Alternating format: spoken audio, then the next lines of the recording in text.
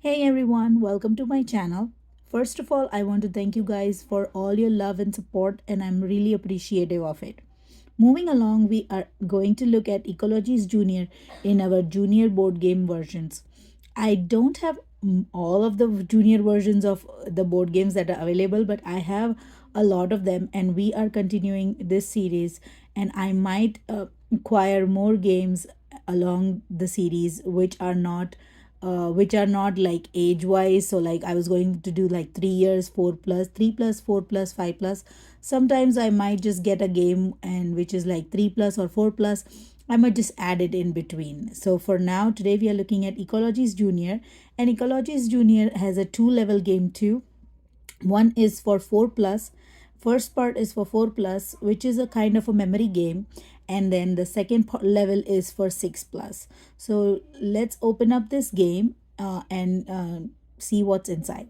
And also, Ecologies Junior is by Montrose Biology. So let's get into the box and see what's inside. All right, guys, let's open this box, and here it is. So inside the box, there are 48 tiles, square tiles, and let's flip it over and take them all out. And this was the easiest way to work with it.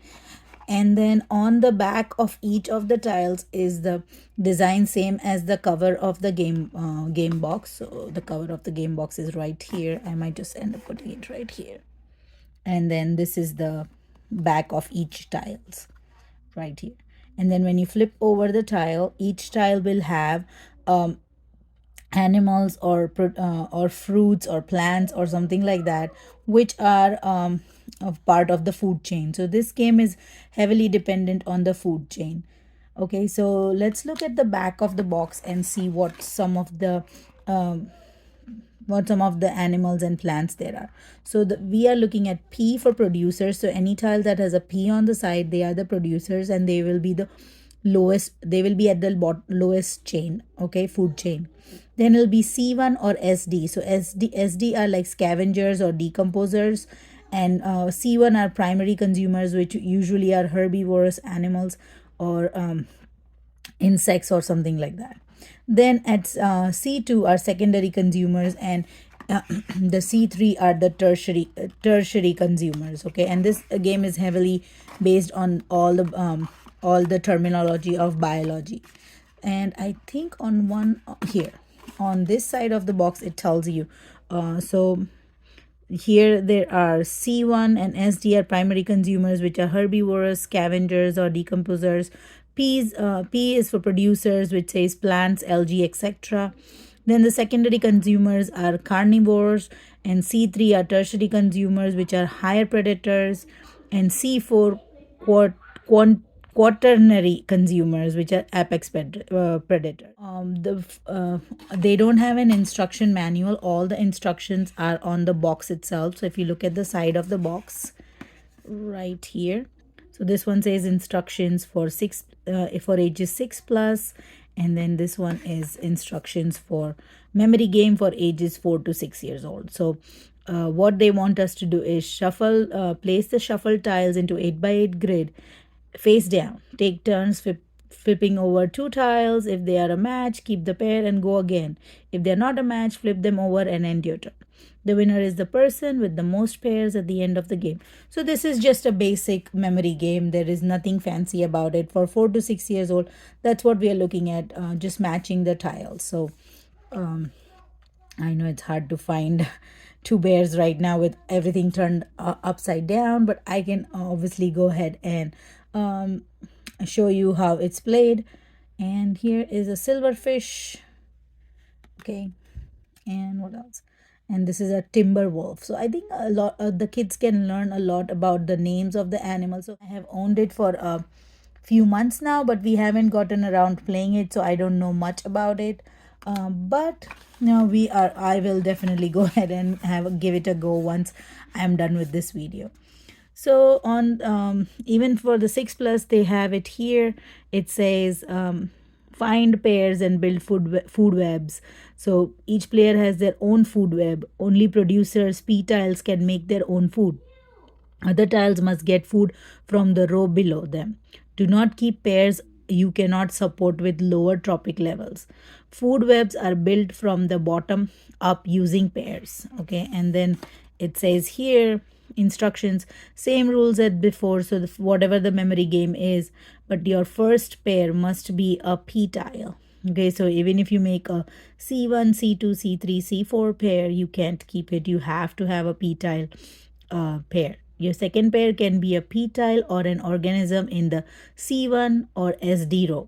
All subsequent pairs can be p tiles or else must have tiles in the tropic level directly below them to survive.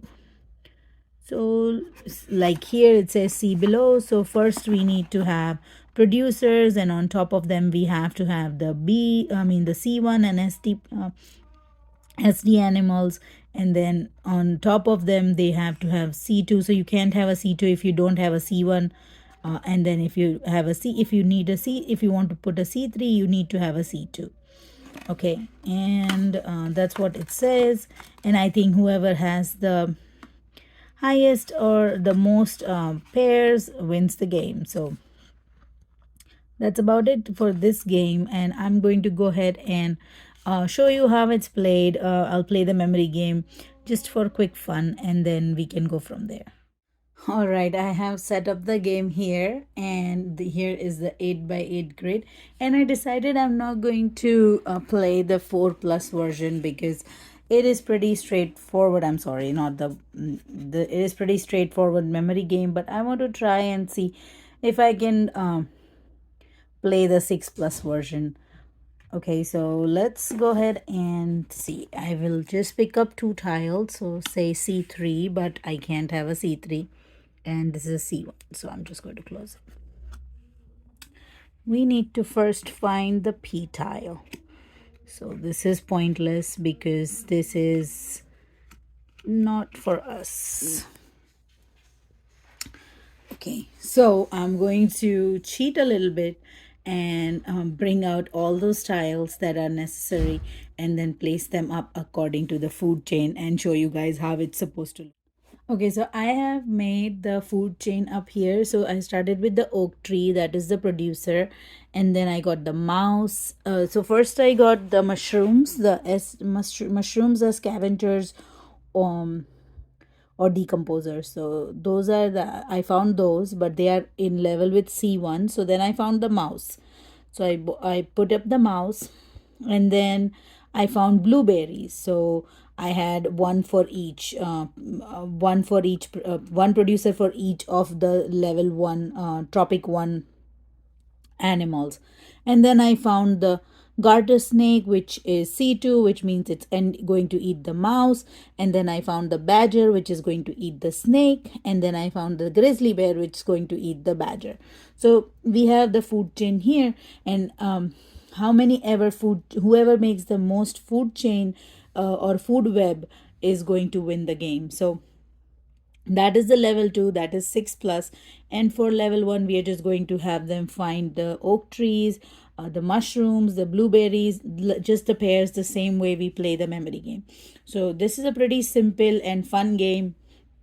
As the kids get older, they will be able to make these food webs and also learn about different trees, plants, or animals at different levels of the food webs, and what they do. You can always go ahead and just make it educational and discuss more about the mouse, more about the oak trees and where they are found, where are the garter snakes found, what kind of mushrooms are there, or how many types of mushrooms are there. So there's a whole lot of things you can do between the ages of 4 and 6. Not just play the memory game, but also talk about all these animals. So it kind of makes it educational, learn a little bit of biology at a very basic level, not too deep, and then go on and add on to it. Maybe at 4 they can just start learning the names, and then as they grow older, you can add on to a little bit of biology and give more as they grow older. So yeah, that this game is pretty simple. There's nothing fancy. What I really like are the illustrations. They're real, they look pretty, they are clean, and it's just a beautiful game in itself. And I will have the link to the game in the description if you guys want to check it out. So that's about it, guys, for today's video. Thank you so much for watching, and again, once again, really appreciate all the love and love that you guys are giving me. Please do give me a thumbs up if you like this video. Don't forget to hit that share button with your friends and family, and don't forget again to subscribe to my channel if you enjoyed this video and would want to watch more videos, more such videos. That's about it, guys, for today. Have a wonderful and blessed day. Bye.